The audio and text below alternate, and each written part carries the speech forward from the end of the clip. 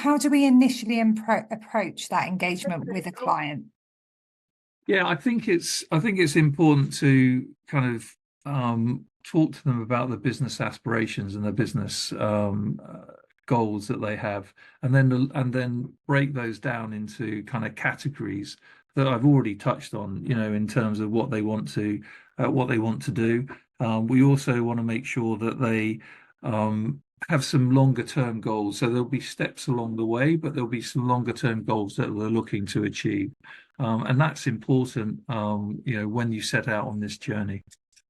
Yeah, and I think we touched upon it earlier. It's understanding the require. We talk about requirements a lot in technology, but it's understanding the short, medium, and longer term requirements, and aspirations of the business. And there are complex businesses that we deal with today that may not need certain services or technologies because they've aspiration to break the group up or sell off parts or whatever. And if we get a good view of that early on, then we can match and have matched that approach to that client. And I think if you look at kind of one of the big trends that we've seen, which is obviously the movement to cloud provided and provisioned services and SaaS type services, and even platforms, etc., as a service, all of that is about taking advantage of the investment that's been made and changing the basis on which people take services today and the way they want to take services in the future. So those are the kind of trends that we see really driving change in the way people think about their sourcing approach and who they want as partners.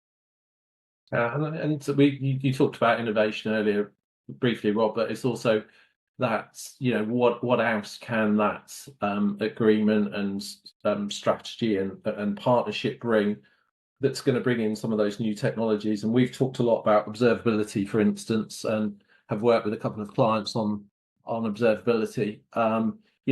Driving that through collaboratively with a vendor, it can only benefit what you touched upon about customer experience earlier on in the slide deck. And that's what we're getting to. So rather than the commodity compute, commodity services, it's what more? How can I drive more value through my supply chain, through my systems ecosystem, the ecosystem of our systems to benefit that end customer, for instance.